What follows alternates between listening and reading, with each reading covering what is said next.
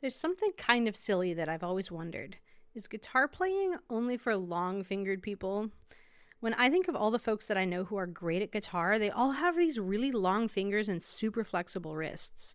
So, yeah, that puts me with my short, stubby little fingers right out of the game. Today, I'm speaking with an amateur luthier who specializes in ergonomics. Maybe he will be able to help me fix my guitar playing conundrum.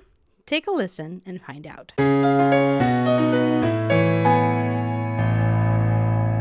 My guest today is Jeff Hampton, a sound production teacher and luthier out of Santa Barbara, California. Jeff, welcome to Zeitgeist Radio. Well, thank you for having me, Morgan. I'm really excited for this. This is going to be great. I'm pumped. So, can you share for our listeners, how would you describe yourself musically? Musically, I would describe myself as absolutely loving music, being mediocre at playing it, and being uneducated in it. in like the like in terms of theory and whatnot. But the music is a huge part of my life. Yeah, it's led to all sorts of hobbies and fascinations. So it's dear, but it could be more developed. That's great. Do you play guitar? I do. Yeah, I played since 16, I think, is when my dad got me and my brother a guitar. And that's mostly what I've stuck to since then. I had piano lessons when I was a kid, but pretty much just guitar. Nice, nice. And what led you to start messing around? There's like playing guitar, which many people spend their whole lives just doing that. Mhm. What led you to like start messing around with the components of it and realizing that maybe you could change them or do something different with them? How old were you and what do you remember that like that Yeah. transition? Oh yeah, definitely. Yeah, it started for me. I was in college. I was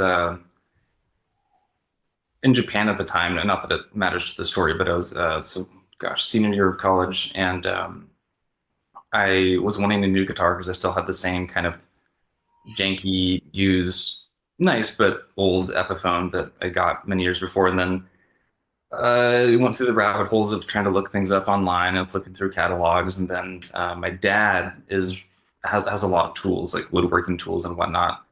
And I wanted something more stabby looking because I like metal, so I wanted something pointy. And so that I was like, oh, maybe I could get like this ESP guitar and like, hey, Dad, could you help me like, I don't know, file a bevel on the body and make it pointier looking? And he's like, yeah. And So is it just like aesthetics that you wanted yeah, or it started with aesthetics, definitely. Like I just wanted something that looked awesome. And there's there's plenty of awesome stuff out there, but it's always fun to make something your own. And then so it was kind of a gradual thing. At first, it was wanting to modify the look of it and not even thinking about the electronics or the you know that kind of stuff. And then it just snowballed. Like I looked up online like how to do something, and then I saw somebody else making their own bodies, but like buying a prefabricated neck. I was like, holy crap, you can do that? And Dad was like, I guess, maybe. And then it was, YouTube and blogs. I was like, holy shit, or sorry, holy crap, you can make it's okay. This is for like, musicians. oh, there we go. It's like just like F-bomb.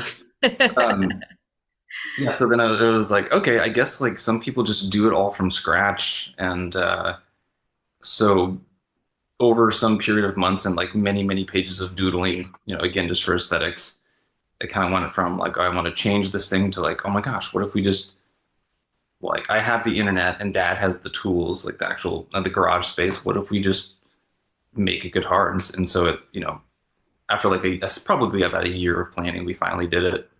And so it was like a collaborative thing with my dad and me. And it turned out well. It was actually it was this. I definitely got the pointy thing down. So this is this is the first one I made, or and Dad helped me with it too. But it's That's so epic. Can you describe for our listeners who are on audio only kind of like what that looks like? It looks so yeah. cool. Thank you. I appreciate that. So it was inspired by the Jackson Warrior, in case anybody out there is, familiar with those guitars, because it has like these four kind of distinct prongs, but one's extra prongy and way longer than the others. My brother describes it as a giant can opener. Like, and it's got lots of points. It has a skull knob because that makes it play faster. It was quite a project though. Like the so it's neck through they call it, where Wow. like one or I mean I guess it's like laminated stripes, but it's basically maple going down the full length of the guitar, and then Purple Heart on the sides, which turns out to be a terrible wood because it's extremely heavy and dense. But Terrible wood for woodworking or for sound. I guess for ergonomics, like it's just really heavy. Like Okay. this thing, like I don't play it with a strap because it just hurts after like 20 minutes. So it's just very heavy, and it is tough on tools, but it actually is a really nice rigid wood, so it is very good in terms of acoustic properties. It's stable. Um, but yeah, so it's a very I don't know, 80s and 90s metal inspired shape. 7 strings, which was fun. I Yeah, forget. I was trying to count there. It looks, Yeah, yeah. and all the tuners. Why did you choose seven? That was a mixture of liking low tuned stuff at the time. Like a lot of the bands I were into were down tuning their 6 strings, and then you know more strings equals more better kind of a thing. Um, yeah, so I just so it's usually I have it one extra low string, so it's like a low B instead of the low E. Um, but I later learned that due to some of this geometry, it sounds bad that way. So now I have a high A on it. Uh, I think it's 440 On hertz. the new ones that you build, or did you retune that one? Just retune this one. It Retune just that one. yeah shifted the register. So, okay, so last I was connected with this story, you were getting the neck pre-built and then you were just doing the body. So when you say body of a guitar, is that including, what is that including? Because when okay, yeah, Yeah, I guess like yeah the like bottom part. That's what yeah. I was picturing. So did you build that neck as well? You were mentioning the maple going through. Oh yeah, this one we ended up doing that. Originally, I was going to get a neck and just glue it on or bolt it on because that would. Because it's funny, like the neck is proportionally not a huge part of the instrument. It's relatively small, but it's for me the hardest part to make because it's just like the contours and the dimensions matter the most. So at first, I really wanted to buy a neck and then just play with the body. But then it for this one, we ended up doing the neck. Although we did buy the fretboard pre-cut for the frets because I didn't want to like risk, having a fret off and then like the whole damn instrument sounds out of tune. So yeah, prefab, fretboard, and all the electronics and stuff. Of course, I just bought from wherever. Yeah. Well, that's a heck of a first project. Thanks. It felt so triumphant, and it like, and of course, I wouldn't have been able to do it without Dad. Like both between just having tools and also teaching me not how to cut my arm off. Apparently, Yeah. that stuff happens. Um, Yeah. yeah. Um, yeah, and for better and worse, I tend to get really narrow focus on things. Like if I can't stop thinking about guitars, and I just want to do this one thing, and I start sucking at my job, but like I'm really good at doing this project, and yeah, it was a really fun first one. Yeah.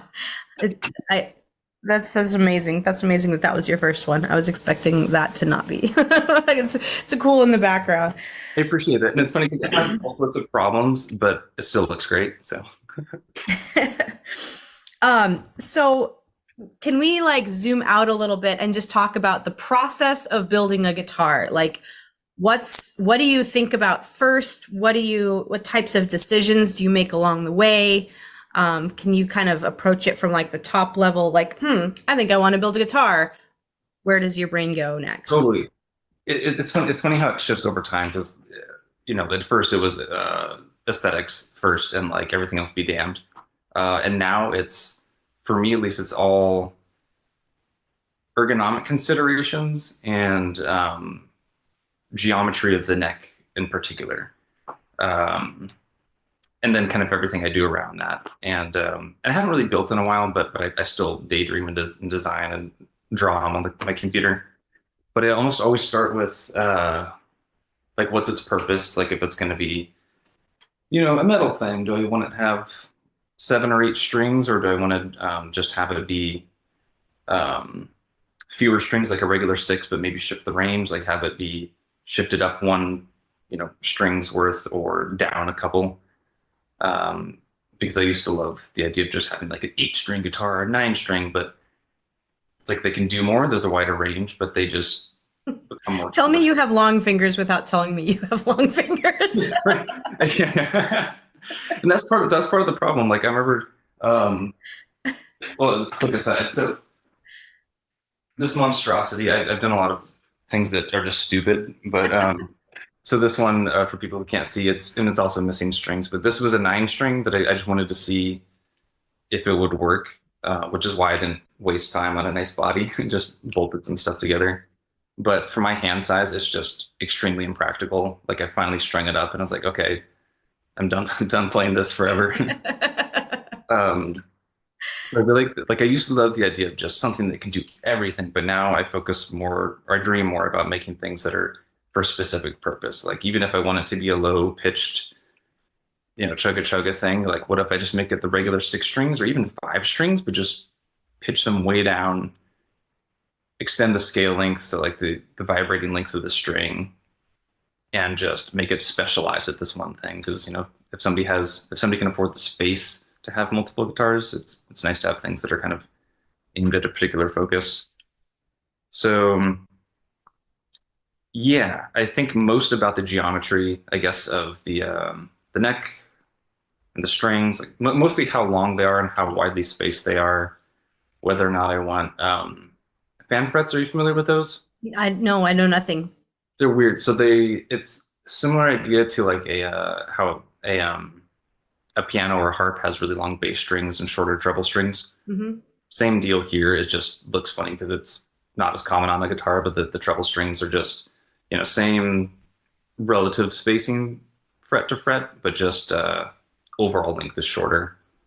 Sure. Um, and usually by like maybe an inch or two difference between the So what's interesting to me is I always assumed, like on the other guitar, when I picture a standard guitar, it has the top where the screws are. I don't know any words for no anything. the headstock. Yeah, yeah, yeah. I Uh-huh. always figured that was how they did that and how they changed the lengths to account for the depth of sound. But that one that you're holding is just flat. It's the same. Like it's Yeah. Yeah, and that's an interesting one because the yeah, like if you on that other one I had, it has a really long headstock and like there's all the string length like probably 6 inches sticking out beyond the nut up top. yeah, And so far as I can tell, that only has detriments because then you have extra string that sometimes makes this kind of sympathetic ringing sound. It gets really annoying, but it doesn't affect as far as like tone and timbre of the part that's vibrating. It doesn't have any effect.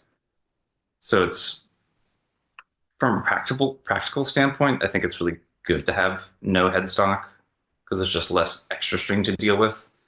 Because all the stuff that really matters is just between the nut and the bridge down at the bottom. so on that one, maybe it's the angle, but it looks like your bridge is angled too. I'm just trying to figure out how do you make it longer? Okay, it is angled. Yeah, so it's like so the I don't know if I can get some screen. The bottommost string is from finger to finger here, and I think this one was like let's just say 24 inches or something like that. And then the bass string is there, and it's like I think it was 27 inches or something from point to point. And then all of the like the spots where the string hits the fret when you press it down, those are all the same like proportional distances. Yeah. Okay. Um, yeah, so So like do the you still, at this point, do you build your own fretboards now, or do you still get those prefabbed? I do. Yeah, I make them now. There are some really nice jigs you can get where it's like a metal miter box, I think they're called, where you like have a template and stick your piece of wood down, and it has like a guided slot for a saw, so you can just move it from index point to index point. You don't really have to think about it. Nice. Um, yeah, so I make Because that looks like you have to do calculations. yes. Oh, and this is all like computer aided, like for the slanted frets, or multi-scale, I should say. Uh, I'll draw them out on the computer, and then I'll like print it out on a very large sheet of paper that's hopefully accurate to size, and then glue it down and just solve the lines. So there's a lot more room. I haven't figured out how to do the angled frets fast yet. I'm very slow at this. Very slow. Um, anyway, I do derail a bit, but just to circle back, yeah, my main approach now is like, what's its point for existing, and then from there I'll think, okay, how long do I want it to be? Because if it's a really long instrument, it tends to sound good for like clearly defined low pitch bass and stuff. Kind of like the longer strings on this. But if I want it to sound more mellow and smooth, like maybe it's going to be for something that's played up high a lot, I'll design one that's just shorter. Or if I want to attempt to have both, I'll do the fan fret thing, and then from there it's the body and stuff kind of last, which is So when totally it up. comes to the body, is it how do you is how do you approach that? Like, are there different types of materials? Are there different shapes? Are there different, like, what goes into your head to make a body? Yeah, the body. I wish I had this other one here that I don't know where I put it, but and once again, like lately, I'm mostly interested in ergonomics, which you wouldn't be able to tell from those back there. But it's like this one, for example. This one I made a year or so ago. It's also headless. The tuners are just down at this little pocket, little screws, and it's relatively normal looking. Aside from that, like it's got this, Yeah. kind of, for those who can't see, it's vaguely inspired by like I guess I'd say a Les Paul shape. It's just bloopy, but no different than any other bloopy looking guitar out there. But then I'll have things like uh so like I find that I fixate a whole lot on these bottom bouts, I think they're called. Mhm. Particularly this one down here where it rests on your leg. I'll do a little suggestive camera angle here. So um Sure. and also this one too, but I had built a couple where this hole here was shifted relatively neckward, I guess, Mhm. which meant that the guitar was shifted to my right, and I'm right-handed. So I was having to like twist my body to play, and I find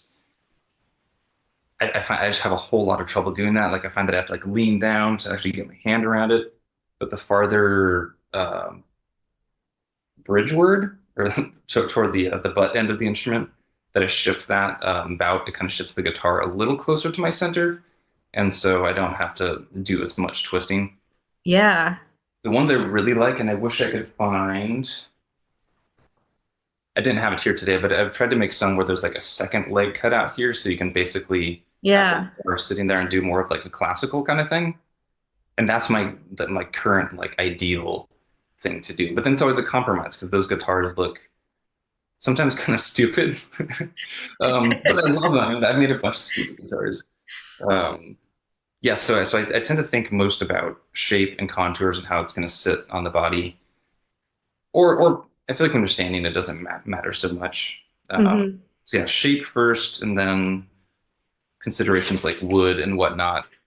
Usually after that. And as far as wood, I've I don't quite know where I stand on the whole tone wood debate. Have you heard people bitch about this before? Not really. Oh, it's fun. It's one of those things where it's like, the wood type doesn't matter, and then somebody else will say like, no, if you put like a veneer of maple on it, it's going to change the tone of the entire thing, the tone.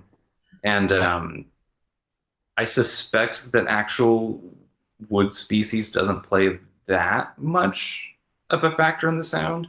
Certainly not nearly as much as like geometry of like the what's vibrating, like how long the strings are, combined with the pickup, Hmm. and also the pickup placement, like how far up or down this changes the sound way more dramatically than I expected. But And just real quick, because I remember not knowing this, what is a pickup? oh yeah, it's a bunch of coils of wire and magnets and science that will always kind of confound me. But it's a yeah, little either one or two coils of wire with these little, you know magnet studs set in there, and it's like if I'm getting this right, the movement of the string being a conductor through the magnetic field of the little magnets induces of I forget how this works, but basically like conducted through the magnetic field makes it pulse or something, which induces a small current in the coils of wire and it goes out. So basically, it's a way to get an electrical signal out of not physically touching, but being just nearby the strings. Nice. I absolutely learned so. I thought I knew what it was, and then I learned something just now. My very basic knowledge was it's what amplifies it to make it electric. Yeah, it is. But your explanation was way cooler. I appreciate that. And I always kind of screwed up. It's like, yeah, it's like a conductor disturbs a field, which then disturbs, induces a current in the other conductor. It's the coil wire, but they're like maybe like a half or like a eighth of an inch apart. So how does that the pickup placement? You said that affects the sound, moving it up or down the neck. What do you find there? Oh man, I might go. I'm trying to figure out. There's a whiteboard right over here, and I really want to start like drawing overtones and shit. You're such a teacher. Well, so we finally got a proper. So I teach audio production at this high school in Santa Barbara. We finally got like an actual music teacher, and he's like way more nerdy about stuff than I am, and it's so much fun to talk to him. I love this stuff. So just as an example, so here's another weirdly shaped guitar. This one's a 5-string because I was like, screw the low strings. I'm like one that's just for high stuff. But the pickup here is mounted in such a way. It turns out this mechanism doesn't work at all, but I wanted to try it out. It just gets jammed and stuck. But he's referring to a mechanism that looks like you could move the pickup up and down. Yes, thank you for catching me there. Yeah, so it's like the pickup is mounted on a little wooden carriage, I guess, and you can unscrew these little clamp bolts and just slide it back and forth, like closer to the neck, closer to the bridge. And again, as I understand it, because I haven't like researched this, it's just it seems to make sense. Because the pickup is a single, like it's the magnetic field that's getting disturbed by the strings is only happening at one point along the string. It's not happening like over the entire expanse of it. Sure. It's getting. How to explain? It's like I always suck at explaining this part, but if the string is vibrating at whatever frequency, but it has these overtones going on, those overtones, like if you could visualize them as actual wiggles in the string, if this pickup, for example, is sitting right at one of those nodes, like maybe the peak or the exactly, like you can shift it, and like certain overtones will just cut out because they have a nodal point. So cool. Yeah, it blew my mind. Like one time have you heard those pinch harmonics where they do like the really squealy, like they make this just particularly squealy rock sound? Yeah. I was really pissed because I was like practicing it on my original guitar and I couldn't get these harmonics to pop out. And then like I went back and realized the note I was playing had a node. And I was like measuring with my fingers, like had a node right where that pickup was placed. And I was like, God damn it! Like now I have to not play that song on this guitar, I guess, like because it just doesn't sound good. But with this, it's like you can shift it, and I mean the more intuitive result is that the closer it is to the bridge, you get a really prominent representation of the higher overtones. So it sounds really crisp and clean or aggressive, if that's what you're going for. But if you shift it more toward the neck, closer to where the fundamental note would have like the biggest arc in the string. So when you say fundamental note, you mean the whole length of the string? Yeah, like if it were, exactly. So like if I guess the fundamental pitch was like the big arc from bridge to nut, the closer you can shift the pickup toward the neck, you get more of that fundamental and less of fewer of the upper harmonics. Man, I feel like the physics of this could be a whole nother episode. And I want to learn more. This is mostly like I don't really have a way to confirm this. I was talking with my brother Dave, and he was showing me stuff. I was like, oh my god, it makes so much sense. Anyway, so it's nice. So if you want like a more mellow tone, you can just shift it upward. A more aggressive, clear one, you can shift it downward. And most people just have two pickups at either spot, and then they flip a switch to go between them. But I feel like this is just more cool because you can just adjust it. But then you said it doesn't work. Yeah, then there's that part. Still, still working on it. But I have all sorts of ideas, but then, and that's why I make these monstrosities. Is like I'll want to test something out, but I don't want to screw it up on like a full blown project or an instrument for a friend or something. Mm-hmm. So I'll try it out on these weird one offs with like scrap wood, and then when it doesn't work, I'm like, oh, that was fun. Nice.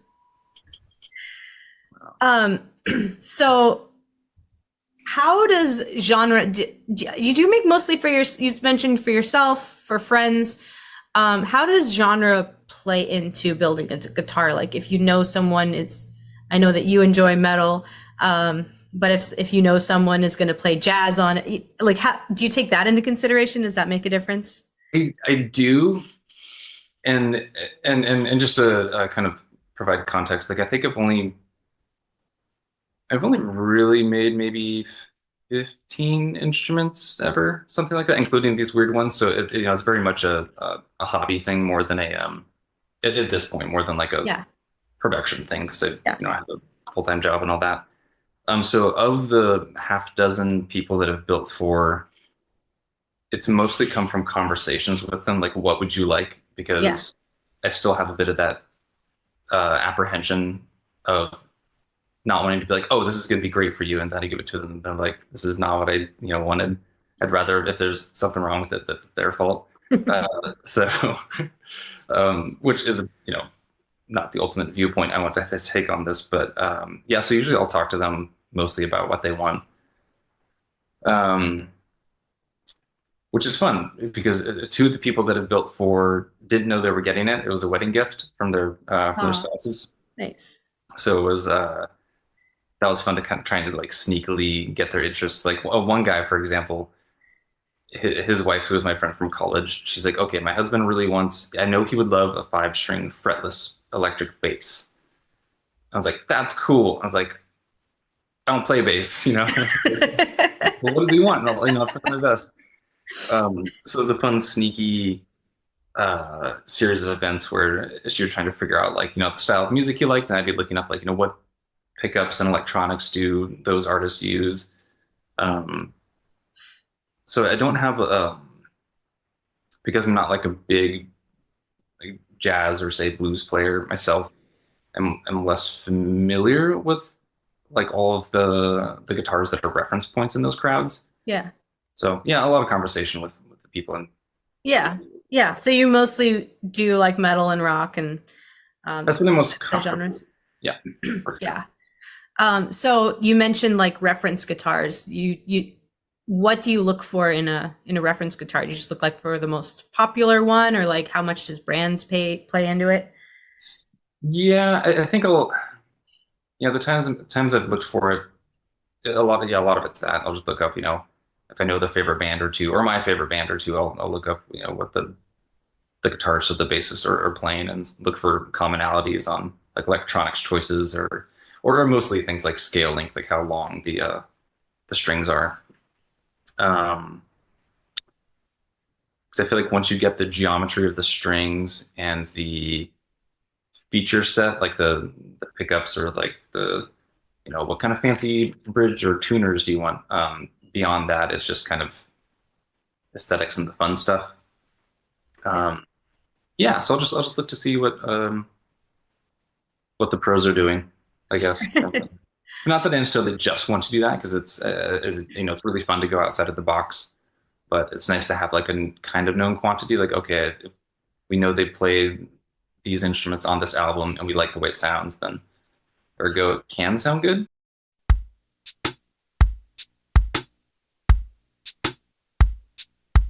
So in case you're listening in a traditional audio format, here's a heads up that this interview also includes video. Jeff showed up to this interview with his whole array of guitars, prototypes, and pieces, and it was just too good. So hopefully you're enjoying the conversation, but if you want to actually see these guitars, you can go onto platforms that support video, so like Spotify or YouTube. It's super cool to actually see these parts and pieces as he pulls them out and demos them. If you're enjoying this conversation, please take a moment to like Zeitgeist Radio on Facebook or Instagram. You can also join my newsletter on my website at zeitgeistacademy.com/radio. I send out content weekly about cool things I learned from my guests, and when you join, you'll also have access to the archives so you can go get the download on past guests. Now let's get back to Jeff. It's funny, as you're speaking, I'm almost picturing like a seamstress. So here's a question about, when you were showing me the ergonomics of that one, it was like perfectly fitted to your body. Like it was exactly, versus if I'm much shorter than you and I have a very different build, if I were to hold it, I'm sure it would sit differently on me. Yeah. So do you like get their measurements of like how big is your leg? Yeah. I would love to do that. So that's like part of my dream. Not to do that. It's not just specifically that. It sounds weird, but to incorporate that into making customs. And how do you want to play? Like if they want to play in the way that you were saying with the classical, yeah, versus maybe they want to do a lot of like bass. I don't know how much like way up high. Yeah. So that's where I have a lot of trouble because I don't know if it's that my wrists don't bend comfortably, but as others, or if it's that I have, sounds weird, but I have a long torso, but my limbs are from a shorter person. So like when people play with like a bass or a guitar down at their waist and they're just, like rocking out, like I physically can't do it. And if I try, it hurts. So I have to play it like the bear hug style where it's all up high. And going back to the leg rest aspect of some guitars, like I remember drawing this one, actually making one time where I was thinking, okay, what if I just go for like dead neutral body position, just sitting up straight and no contorting to fit it. If I just made the guitar fit me, how would it be? Yeah. And for me, that means that it's just awkwardly wide, I guess, so that it basically props it up higher when it's sitting on my waist. Whereas like when I showed that guitar to a friend, they were of like a more probably typical build with longer arms than I had or a shorter torso. And so it like sat really high on them and they looked really goofy playing it. So I would love to, get to a point where I could, take people's measurements or even figure out what measurements really influenced which dimensions on the guitar. Sure. Like where the most comfort is going to be for all the dimensions. Totally. And I've only built for male players so far. Whereas one of my favorite luthiers, like this guy from New Jersey, his name's Rick Toon. I could have the state wrong, but he's somewhere out that way. He builds these crazy, weird, super off the wall guitars. But I remember one of the ones that I first saw on his website was one that he made for, I forget if it was his wife or a player who was a woman, or is a woman, and just trying to figure out all the contours just to make it fit to her body without being like awkward or crushing or whatever. And it was a very different looking instrument, and it was kind of experimental, I guess. But I love that kind of stuff because it's electric, and if the body of the guitar can be whatever the heck it is, like it doesn't have to be acoustically nice. It just has to be like that one back there, it could be literally a block, like a square of wood, and it'll function. Why not make it something comfortable? Yeah. Yeah, that's I think an interesting thing about electric versus acoustic also is you can these shapes and these things that you're playing with, I don't think that would work in an acoustic guitar, right? I guess we should have clarified these are all electric. Yeah. The ones that you're making here. Have you ever made an acoustic or tried that? No, I would love to, but they look really hard just because the body has to be like all the sound and structural considerations that I don't have to think at all about as an electric builder.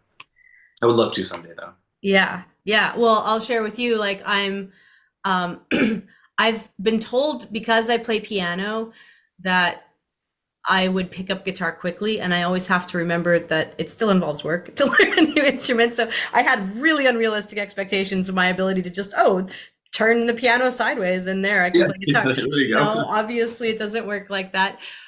So I've tried over the years. I've tried to pick up the basics of guitar.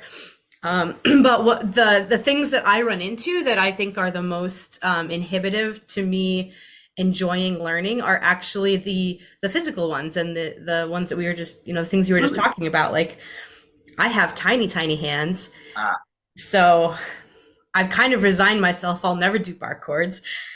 Like, just getting around a neck is very challenging for me. Acoustic guitars, which is what I have in my house, are like they're very big and bulky. I should probably yeah, take some lessons to learn proper technique to work around that. But it's physically pretty uncomfortable for me to play. And totally. then my friend got a little travel acoustic, Yeah, like yeah. Like the same thing, just scaled down. yeah, it's like much thinner. It's still an acoustic, so it doesn't project as much as a regular acoustic, but it's still Mhm. you can still, you're just playing around a campfire. You don't need it to be crazy Yeah, loud, exactly. Yeah, but it's so much more comfortable for me. Just because my dimensions are different. So yeah. I yeah. totally agree. I've heard. I don't play acoustic terribly often, but I have some friends who've where that's been their jam, like they're kind of like I don't know singer-songwriter style stuff. And I know a few people who just kind of abandoned the larger I don't know if it's called dreadnought style or whatever the large guitar shape is in favor of the smaller ones or even little parlor guitars just because they still sound good. They have a different sound, but if you're recording or amplified, maybe it's the sound you're going for anyway. Yeah. It's just easier and yeah, Yeah. it's great. Yeah. I've played electrics and they are a lot easier for me. And also just because the distance between the strings and the neck is so much Yeah. smaller. I don't have to push as hard to get the strings down. But yeah, even there, the body, it's like slippery and I can't quite get it to sit on my lap. Anyway, I'm extremely interested from this ergonomic stuff. I didn't expect you to go there, but that is so interesting to me. That's what I get more interested in as time goes on because I feel like I'm uncovering something that somebody hasn't done before. And of course, people have, but Yeah. I feel like the ergonomic shapes aren't as cool looking, and so they don't, they just probably don't sell as much. So I feel like there's this area of like, if I can make something functionally better, Yeah. looks be damned or whatever. It's a really fun prospect. Yeah. Yeah. Oh, that's so cool. Do you keep up on like, sounds like a lot of this is actually wood. So there's the neck stuff, but there's a lot of it's woodworking. Yeah. Mhm. Um, do you keep up on like are there new techniques or like where do you go to, do you educate yourself, further your skill at all? Or are you pretty much like, I have my thing down? Uh, Kind of some weird adjacent thing to that. Like uh, I can see. Well, basically, yes. I try to at least be aware of all the different techniques out there and stuff. Yeah. In terms of making things quickly and accurately and efficiently, computer controlled or CNC, yeah, like routers cutting out the holes in the wood. That's the way to go, and that's the way, to my knowledge, pretty much any big company does it. Um, and I would love to do that, but it's money for getting a machine and garage space and then like having a job and also and I tend to anytime there's a big thing on the horizon I tend to put it off, so I have all these mental dynamics for not having gotten a machine yet. But that would be the way to do it, and I'm good enough with computers and like when I draw these things I do it on a program that can be fed into one of those machines quite easily. Like I know that people do that, Yeah. so I feel like I have all the like most of the knowledge I would need to like I could do it. I just have to do it. Yeah. Um, Would you ever 3D print a guitar? okay. Oh man, I wish. Okay, I have this idea. Damn, I don't have a picture on me. Okay, can I share my screen? Would that work for this recording? Uh, I will try very hard. I've never put the video up but I will try very hard for this because you're making Okay. it very appealing to put the video up. Okay, gotcha. And maybe it's not worth it because it'll probably take me too long to find it. But basically, I got all excited because there's some guy I can't remember his name, but he makes these really crazy looking guitars where like the body will be some kind of steampunky thing with gears and pistons, but they're printed from I think it was laser sintered nylon SLS something.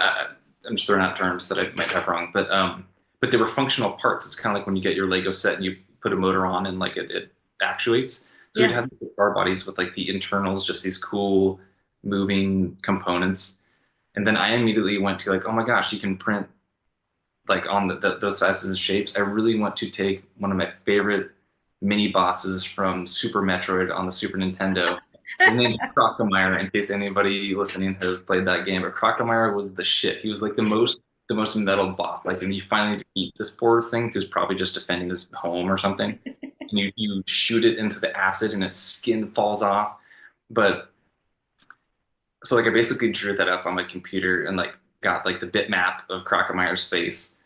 And because when he opens his maw in terror and there's like flesh coming off, it's this really cool V shape. So I was like, oh, this would be a sick V-shaped guitar if I just had Crocomire's head. Um, and presumably I could, draw it up and send it to the drawing to a company and have them print out. Yeah. And then I could take it to video game music festivals and stuff like that. It's so epic.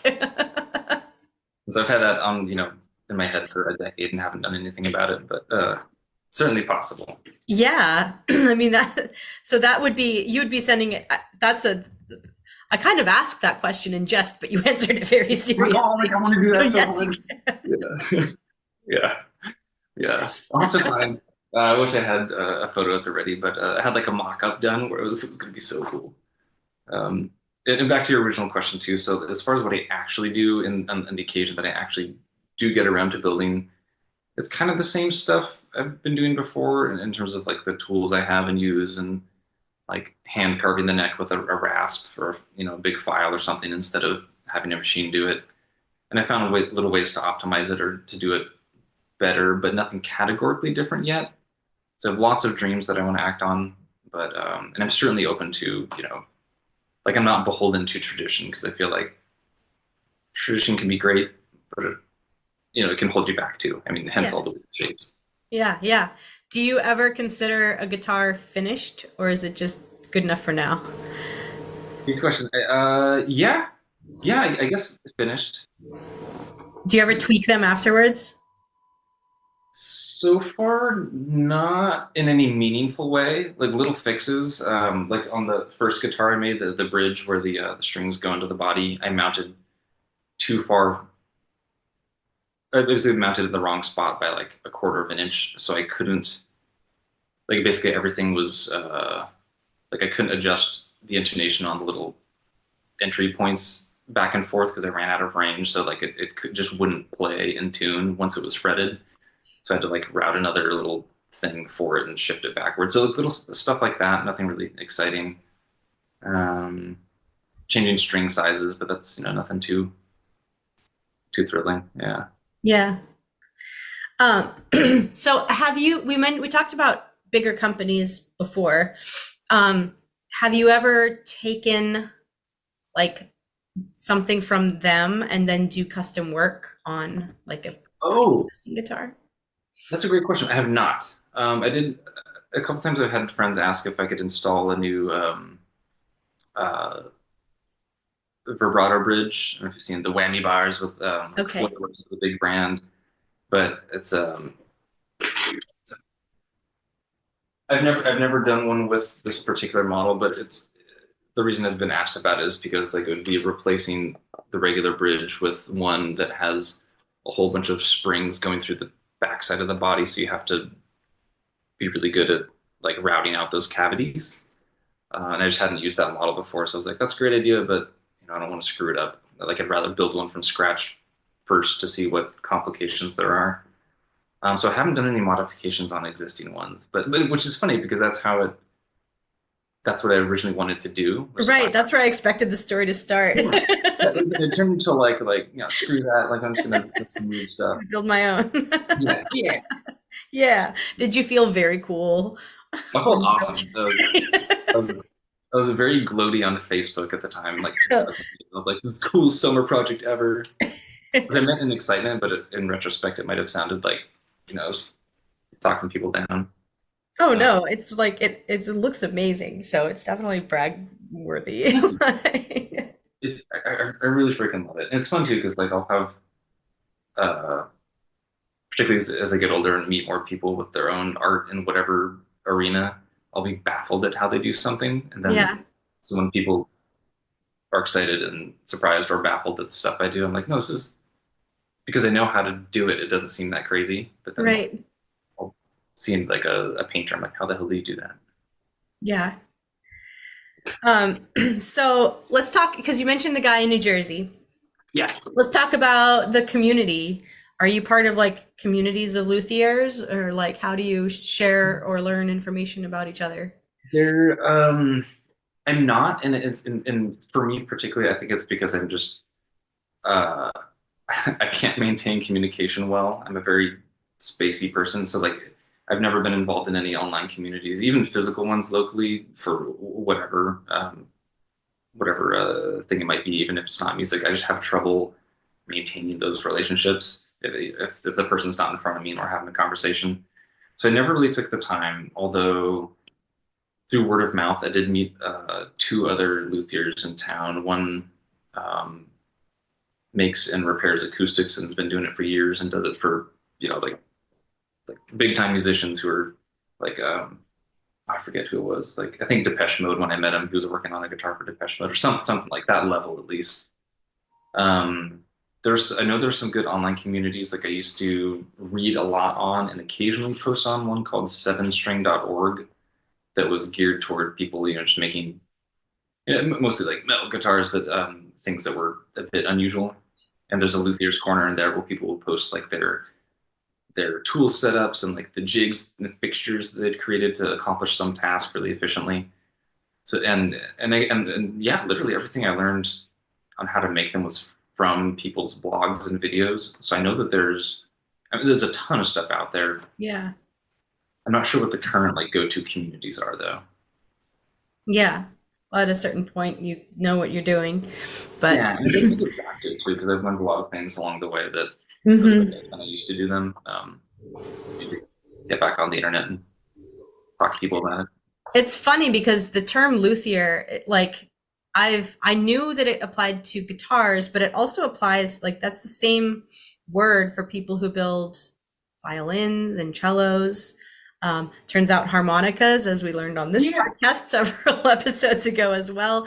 It's a much broader term than I initially expected. yeah. I originally thought that it was strictly stringed instruments, and then yeah, the harmonica thing came up. I forget if it makes me wonder if it applies to other stuff too, like Yeah. can instruments be luthiers or made by luthiers? So I always feel weird about the term because I don't quite know what it encompasses, and I also don't know how to pronounce it like properly. It's just luthier, but then I've heard Luthier. looking it up and hearing luthier because it's from lutes. Oh, Then I've heard people say luthier because it looks like it's French or something, but it's not. I don't think. And so now I just say guitar maker because I'm like, yeah.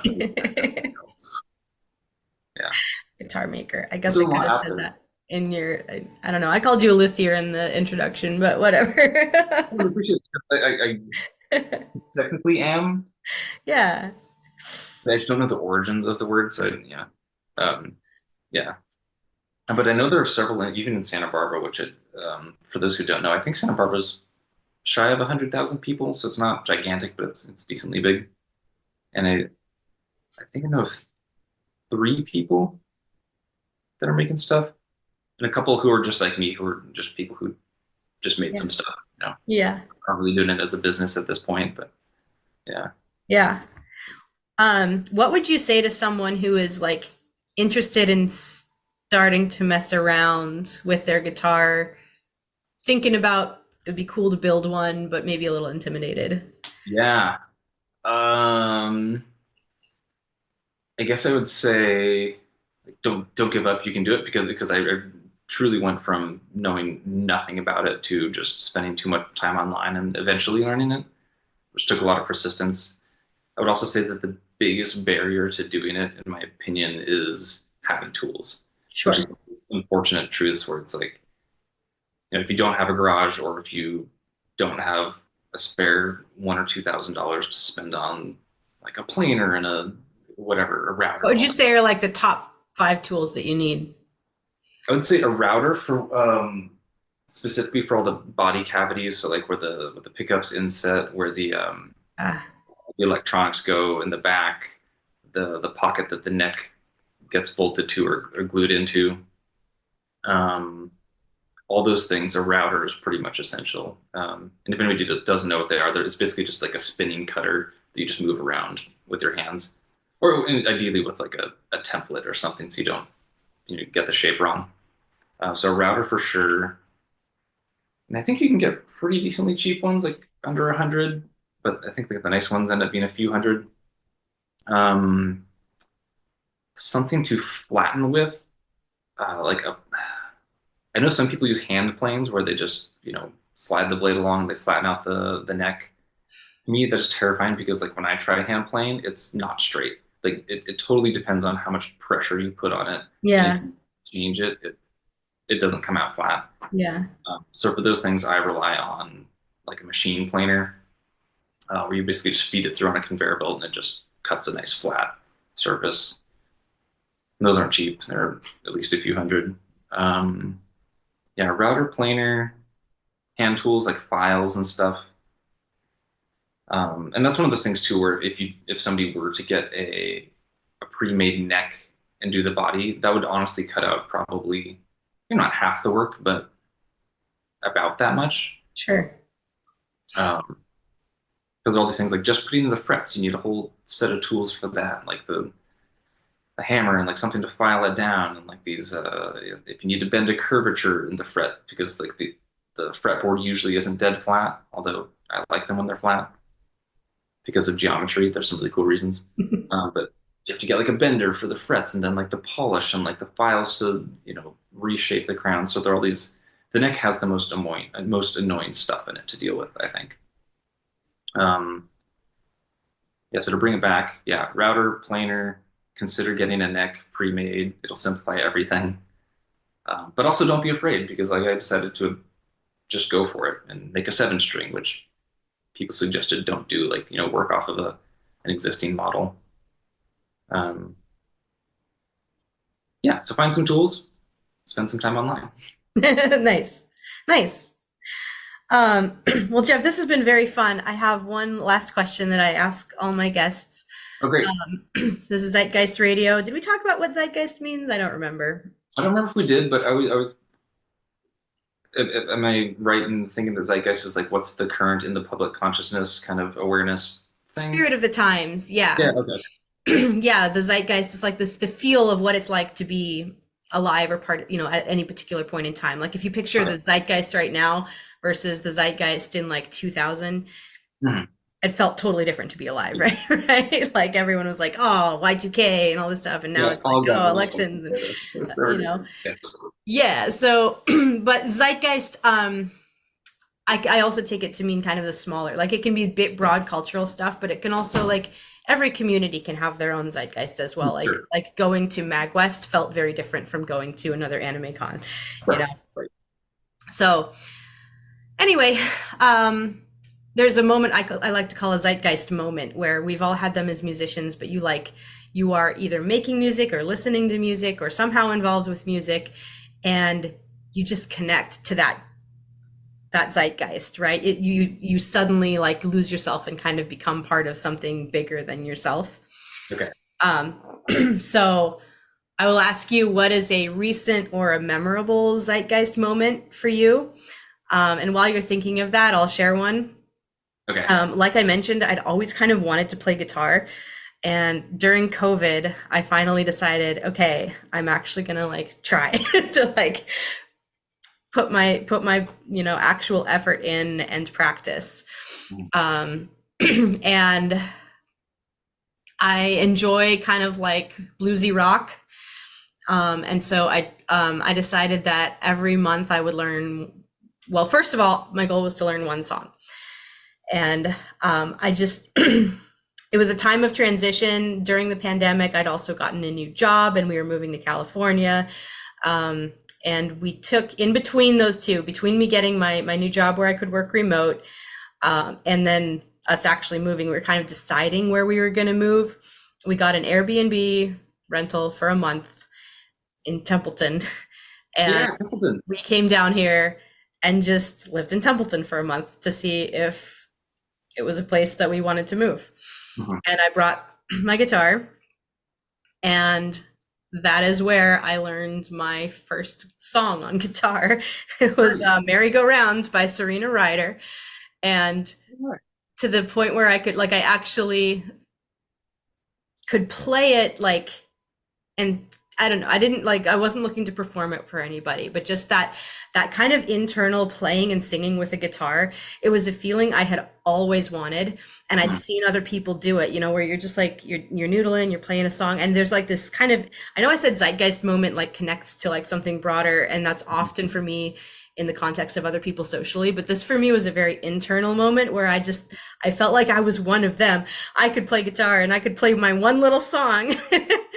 And I could even do a little picking, da da da da da, you know, the little Yeah. thing, just a little bit. And I was like part of it, where I could play guitar too, and have that little internal moment, even if it was just for 3 minutes for my one song. Absolutely.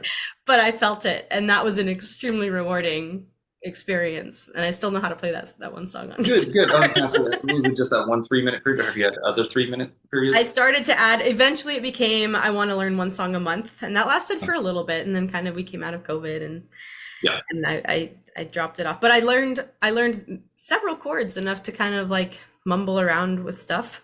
Oh, Um, good, good. so Please imagine that would be interesting, like learning a new instrument where it's like, you're kind of like, learning a new language or kind of like a baby, yet you know how grammar works, like you know how music works. yes, I imagine yes, it would be really frustrating. it was very frustrating. Coming from piano, everyone said that because I knew the theory, and I guess because I knew the theory, it was easier for me to figure out like where I was going next. But the I found the mental gymnastics of like, I still don't know where the actual notes are. You know, I know the shape of the chords, like this is a Uh, D, but on a piano, I can name every note. I know exactly where everything is. So that part, to me, the mental gymnastics of like mhm. flipping it to, like, you're going up, up, up, but then you go down, Yep. down a Yeah. string, and it starts completely over on a completely different note. And that was challenging for me. So I may get there in my lifetime, but I'd like to get there too. Yeah. yeah. Yeah. Anyway, so that was a special moment for me with guitar that I wanted to share with you. So I I would love really to like that. hear And that sounds lovely because a zeitgeist moment that you've had, yeah. recently, or a really memorable one. If I do you mind if I piggyback off of the Go for type of it. thing you described? Okay. Yeah. So I had two recently. One was more of a moment or like a small period of time, and one was like a 10-month kind of process.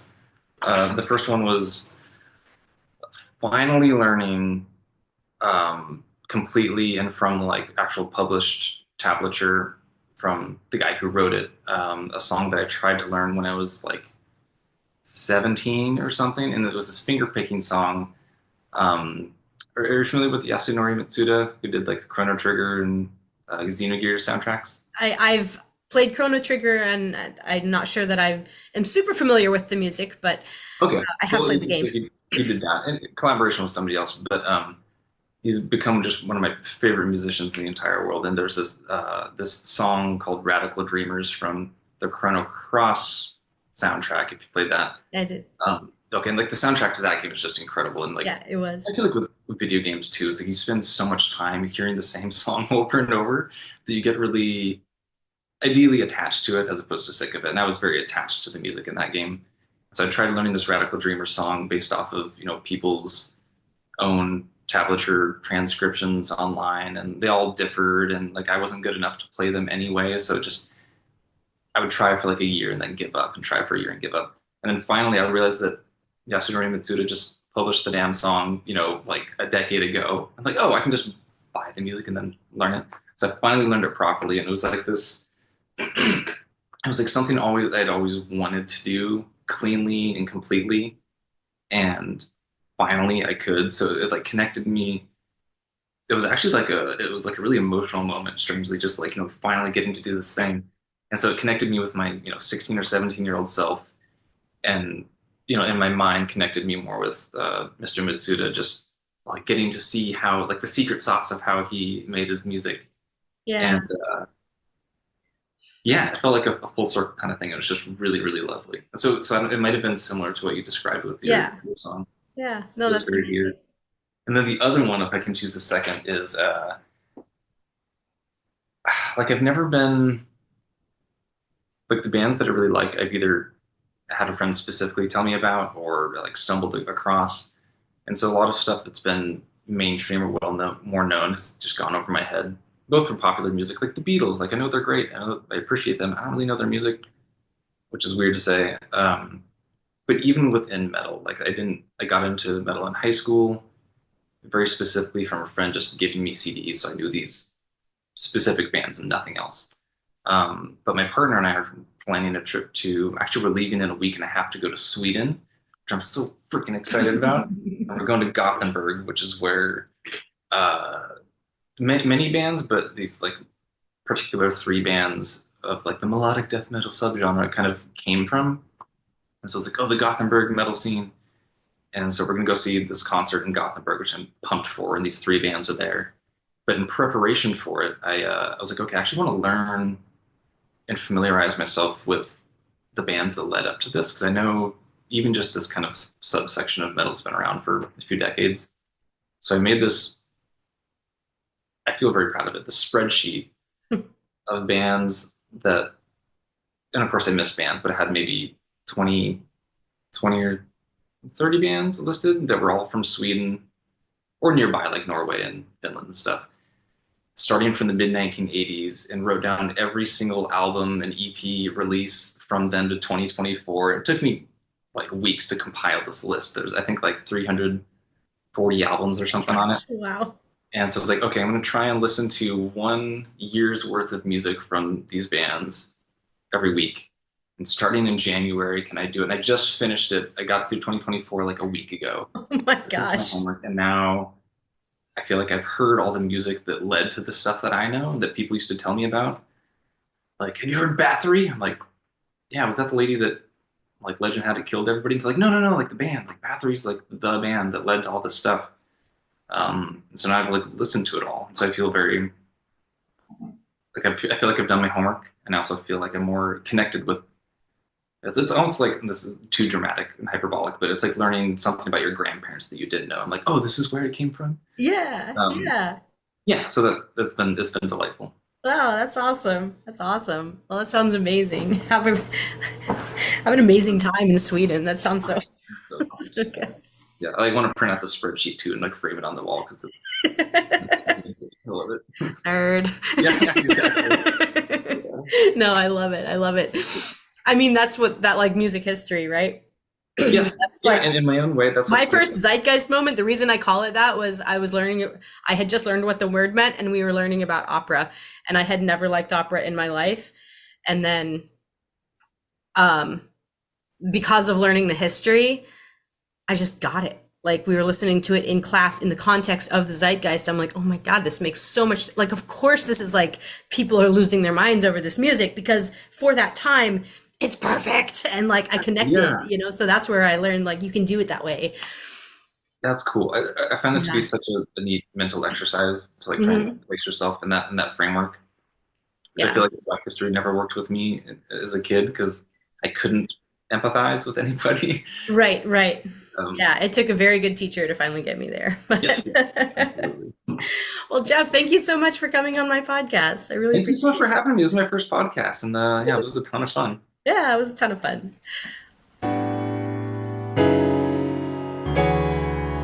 Thanks for tuning in to this episode of Zeitgeist Radio.